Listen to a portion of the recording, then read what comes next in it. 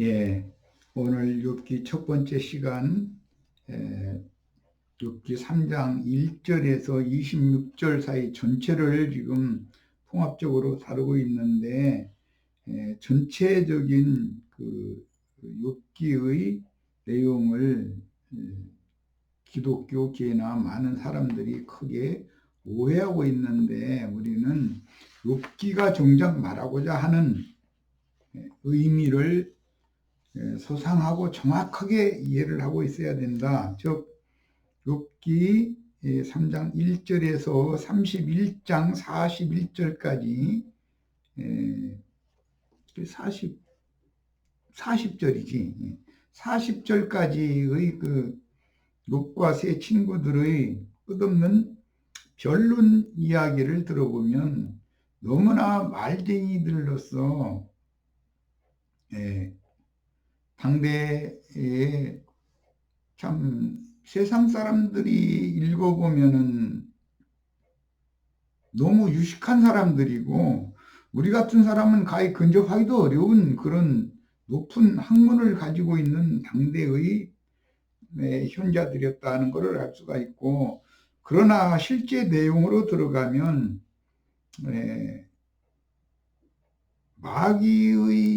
마귀와 그 마귀의 사자들이 뱀에게 속아서 추구하는 인간 철학과 그 철학을 발전시키는 종교가 어떻게 생명이신 그리스도를 대적하는가를 보여주고자 하는 것이 욥기 앞부분인 31장 40절까지의 내용이고, 32장 이후에 42장까지의 그 내용은 엘리후와 여호와 하나님의 개입으로 인해서 욥이 빛의 아들로 다시 복음을 맡은 제사장으로 위임을 받는 내용이 마무리 뒷부분의 내용인 것을 알 수가 있습니다. 예수 당시에 그 전부터 동방 쪽에는 아시아 쪽이죠. 에피쿠로스 철학, 스토아 철학이 아주 유행했고 유식한 자들이 추구하고 자랑을 했었습니다. 그러나 예수 그리스도의 종이 된 주님의 참 제자들은 오직 한 분의 메시아이신 예수 그리스도를 전하다가 영광의 하나님께 데려감을 받은 것을 우리는 성경을 통해서 알 수가 있습니다. 속세에서는 철학자를 높이 보고 종교 지도자를 물어보고 그러지만 그것은 다 마귀의 간교한 술책에 지나지 않는 것이다. 그들은 다 현란한 말재주, 언어유희, 속된 말로 말장난해서 사람들을 어지럽히고 사람들을 미혹해서 결국은 영원 세계에서 마귀 왕국으로 데려가는 일에 사탄에게 쓰임받는 자들이다 라는 것을 잘 이해할 수 있기를 바랍니다. 욥이 생일을 저주하며 자신이 모태에 잉태되던 그 밤을 원망하는 말을 하는 것은 육신의 생명이 얼마나 저주스러운가라는 중심사상, 염세주의죠. 이 그 심령과 마음의 가득함을 보여주며 혈육과 생명과 혈육의 생명과 비오스라고 그러죠. 헬라어로는 영의 생명, 조의 생명이에요.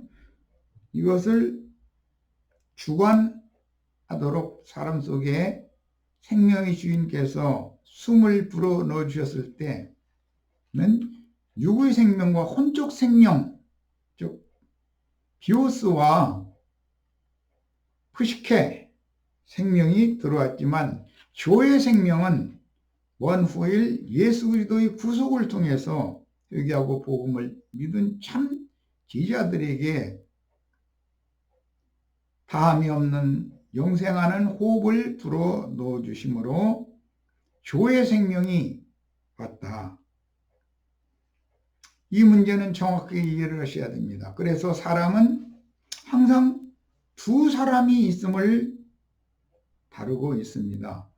땅에서 취함을 입은 혈과 육에 속한 사람이 있고 위로부터 다시 창조하신 하나님의 영에 속한 영적인 사람이 있는 것이다. 여기서 사람이라는 건 푸시케 혼생명을 말하는 거예요.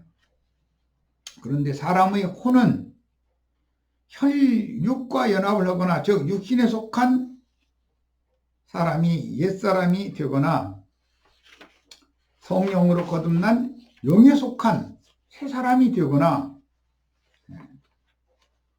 둘 중에 하나로 나눠지게 되기 때문에 마침 내일 일요일 날 우리 형제 자매님들이 자유롭게 교제를 나눠야 되는 창세기에서 민수기 끝까지의 1000가지 질문 내용 중에 엊그제 우리 박 형제가 아주 좋은 자료를 올려놓은 것을 내가 받고 들었는데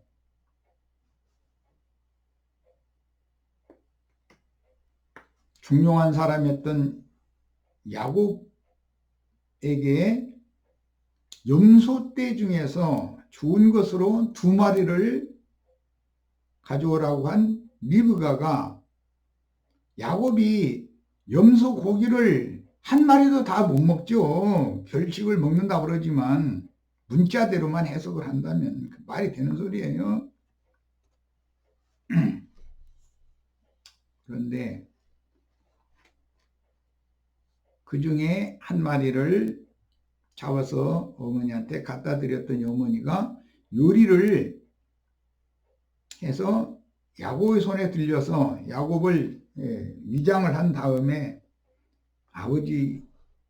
나이 많은 아버지한테 들어가서 축복을 받아 가지고 그 결과 그 아버지의 축복이 야곱의 인생에서 이루어지는 남은 인생 전 기간을 살았고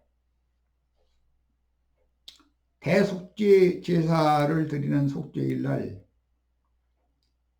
염소 2마리가 피택이 되어지는데 한 마리는 여호와를 위한 염소고 한 마리는 아사셀을 위한 염소였습니다. 아사셀을 위한 염소는 산채로 광야의 빈들로 보내서 광야 끝의 절벽에서 밀어 떨어뜨려서 이제 죽게 되는데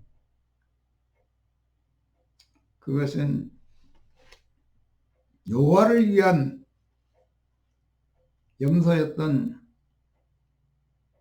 에서의 동생 야곱이 하나님 앞에 피택되어진 제물로서 외삼촌 댁에 갔다 와서 요단을 건너기까지의 야곱이었고 야곱이 요단을 건너면서 세lum을 받았지만 어느 한계가 찰 때까지는 야곱과 이스라엘이라는 이름을 혼용했다가 그 다음에 온전히 하나님의 제사장으로 쓰임받기 시작하는 이스라엘은 야곱의 세름이 되어서 죽는 날까지 이스라엘로 살다 죽었습니다. 그는 광야 끝까지 가서 이 육신의 장막을 벗을 때에 그동안에 하나님께서 야곱의 속사람인 이스라엘을 길들여서 온전한 하나님의 사람으로 재창조하신 후에 데려가신 내용입니다. 그래서 성경에는 장자권의 변동 이야기가 암암리에 많이 나오는데 이것은 위로부터 구속받고 거듭난 속사람이 메시아의 왕국의 후사로 맏아들로 상속자가 되는 것이고, 땅에서 난 혈과 육에 속한 겉사람은 결국은 후패되어지고 낡아지게 마련이고 여호와를 위하여 죽음으로 드려지게 마련이다. 그래서 좀 더 쉬운 표현으로 자면 옛사람일 때 사울이든 바울이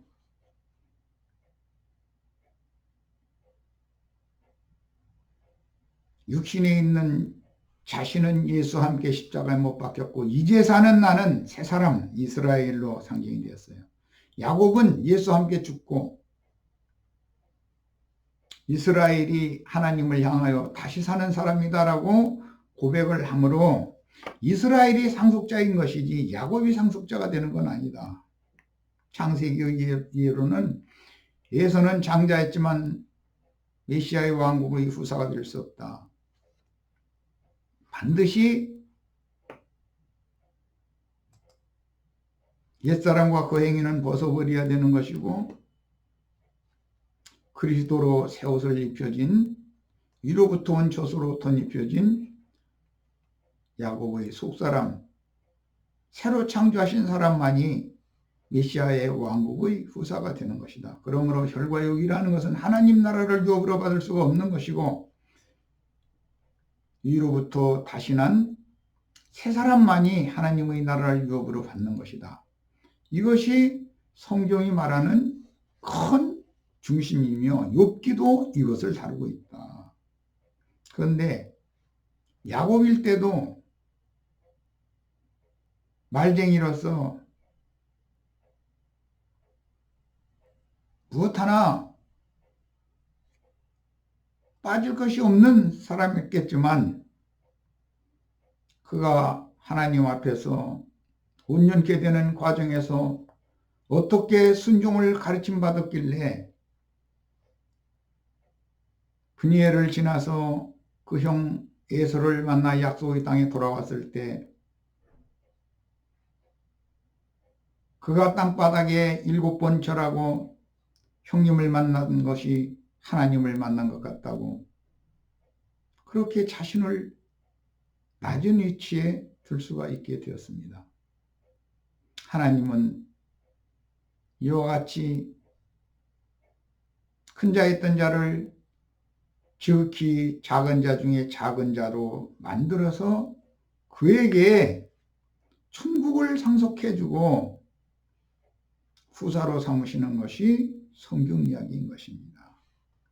자, 6기로 돌아갑니다. 모태 잉태된 그 밤과 모태에서 세상에 출생한 그 날을 저주하고 원망하는 욥의 말은 곧 죽음 너머의 세계를 예찬하는 말로 이어지는데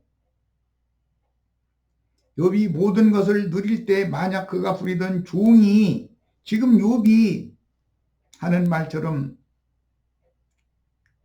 죽음 너머의 세계를 예찬하는 그런 말을 욥 앞에서 발설했더라면 그 종을 불러다 놓고 그게 아니라고 일장 설교를 하였거나 주인의 입장으로 그 종을 훈육하며 엄히 치리하였을 것은 뻔한 일입니다. 종이 반기를 준다고 생각했을 것이기 때문입니다. 욥의 이 원망과 저주의 말들은 사실 인생의 근본과 종국에 대한 욥의 염세주의 사상과 욥의 친구들의 인과응보 사상에 기초한 철학의 말이요. 이것을 발전시킨 종교적인 말들인데 그 누구라도 자기가 처한 상황에 따라 판단이 육에 속한 사람은 판단이 다 다를 수밖에 없죠. 우리는 율법에서 성소에서 사용하는 계량기, 잣대나 저울이나 분량을 사는 부피를 사는 계량 형기와 속세에서 사용하는 것이 서로 다르다. 즉 모든 말씀은 그 기준이 예수 그리스도 입으로 나오는 그 말씀이 완전한 잣대요 저울이요 계량형기가 될 수가 있는 절대권을 갖는 것이고, 속세의 유명한 철학자나 종교 지도자들의 입에서 나오는 모든 말들은 우주의 절대권을 갖는 잣대가 될 수 없고 저울이 될 수 없으며 부피를 재는 달아보는 그릇이 될 수 없다. 이 사람 이 말하고 저 사람 저 말하고 왜 그런가? 자기가 경험하고 자기가 누리고 체험한 것, 그것을 진리라고 붙잡기 때문이다. 하나님은 어떤 인간의 경험을 그렇게 중요하게 여기지 않습니다. 그분은 만유의 하나님이시고 만유 자체시기 때문에 우주에 있는 모든 만물과 만상과 만사 모든 것들을 다 경영을 그분의 뜻대로 하시는 분인 것이다. 예수 그리스도 그분의 신앙 양심과 그분의 정신만이 완전한 잣대요 저울이요 부피를 바라보는 그릇이 되는 것이다 라고 하는 것에 대해서 완전한 이해가 있기를 바라며, 우리는 이 사람에게는 이런 것을 체험하게 하시고 저 사람에게는 저런 것을 체험하고 경험하게 하시고 여러 가지 형제들에게 주신 각양의 은사와 기능을 다 종합적으로 경험을 하셔야만 메시아의 왕국의 아름다움을 실현할 수가 있게 되는 것이다 라는 데 대해서 명확한 인식을 하실 수 있기를 바랍니다. 그래야 인간 철학이나 인간들이 꾸며낸 교리에 근거하는 종교를 이해할 수가 있고, 세상의 철학이나 세상의 종교가 어떻게 그리스도를 대적하는지, 적그리스도라는 말이 무슨 뜻인지 이해할 수가 있는 것입니다. 혈과육에 속한 사람은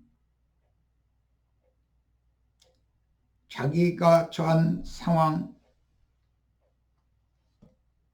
항상 자기에게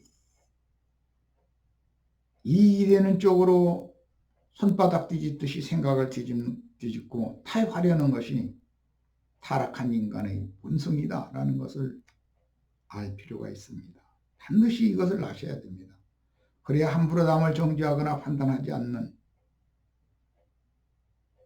혹시 내 눈에 정죄하고 판단할 수밖에 없는 어떤 지체가 나의 양심이 잣대가 되고 저울이 되고 부피를 재는 그릇이 되어 있지 않는 일을 생각해 보지 않고 함부로 팔을 내밀어서 손가락질하고 침을 뱉고 뺨을 치고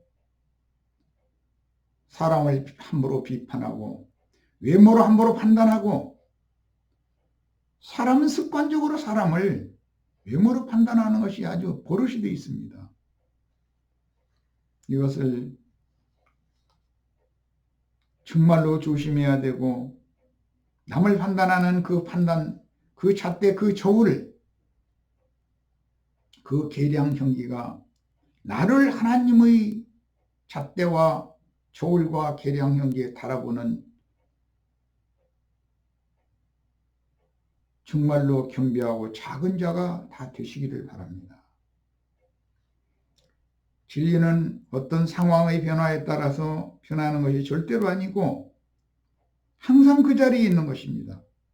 진실 그대로 존재할 뿐이지만 항상 거짓이 진실을 가장하여 육신의 생각을 격동시켜서 한시적으로 무세하게 나타나거나 이기는 것처럼 나타나서 착시현상을 일으키는 것이 인간나라의 만사와 만물과 만사의 운행되는 이치입니다. 만물이 운행되는 이치입니다. 욥기 3장 마지막 말은 욥이라는 사람이 자기에게 모든 것들이 갖추어졌을 때 자기가 부리는 종들이나 남에게 임하는 불행한 일들을 보면서 혹시 나에게도 저들에게 임한 일들이 닥친다면 어떻게 하지? 하는 불안감이 늘 내재하고 있었음을 스스로 고백했습니다. 그런데 그런 불길한 일들이 하루에 자신에게 임하고 보니 누구에겐가 큰 시험이 닥쳤을 때 말로 남을 가르칠 때의 모습과는 대표적으로 욥기 29장 7절로 25절이 그 현란한 말을 보면은 얼마나 그가 고상한 지식을 갖춘 사람이고 말을 잘하는 말재주꾼이었는지를 알 수가 있습니다. 자신이 남을 가르칠 때는 하는 말과 자신이 당할 때 하는 말이 이렇게 바꿔진다는 것은 그의 사람됨을 알 수 있습니다. 그는 많은 지식을 구비한 사람이지만 철학자들 중의 하나요, 종교인 중의 하나였던 것입니다. 진실이 없는 인간이란 남에게 어려운 시험이 닥칠 때는 가볍게 여기거나 심지어는 대수롭지 않게 여기지만 자기에게 그와 비슷한 상황이 닥치면 자기만이 이 세상에서 가장 큰 비극적인 상황을 맞는 것으로 체감하게 마련이고, 동방의 현자였던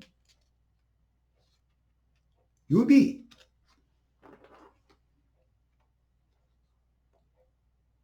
익히고 배운 현란한 지식의 밝혀주는 가히 뱀이 사람을 현혹하는 것이 무엇인가라는 것을 보여주는 것입니다. 어떻게 미혹을 할 것인가.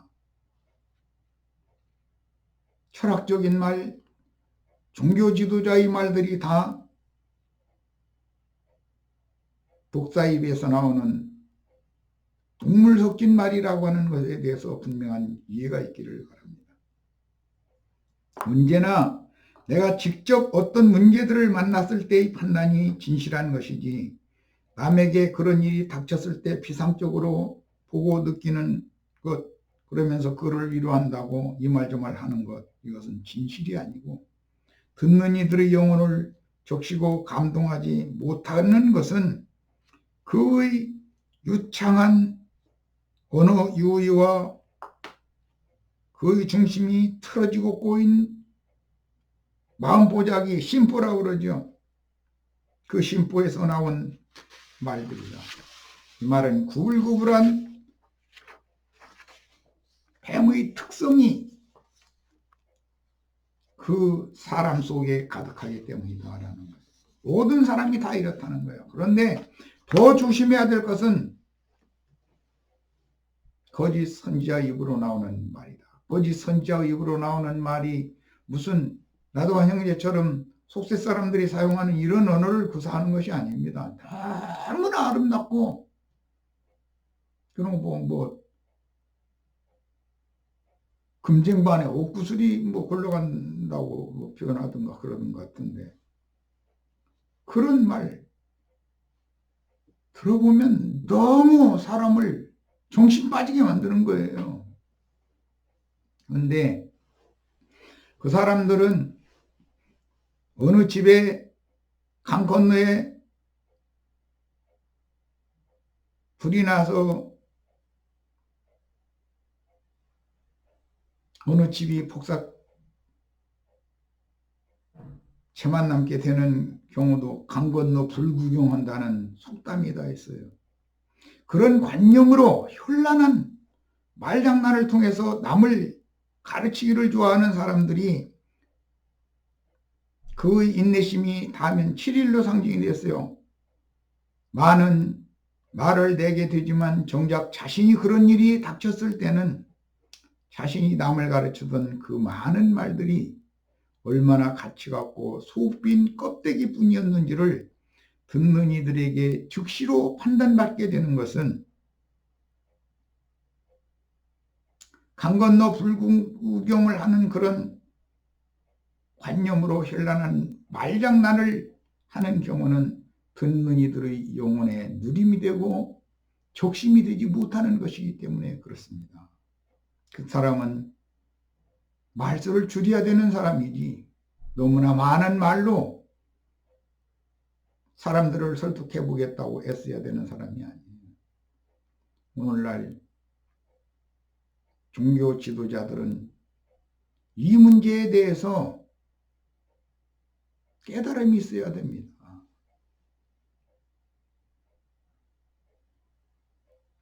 욥의 죽음의 너머에 대한 예찬을 들어보면 그의 허구와 속다르고 겉다른 모습이 적나라하게 드러나고 있는데 그가 내뱉는 말처럼 참으로 죽기를 원한다면 왜 이런 상황에서 많은 말을 내서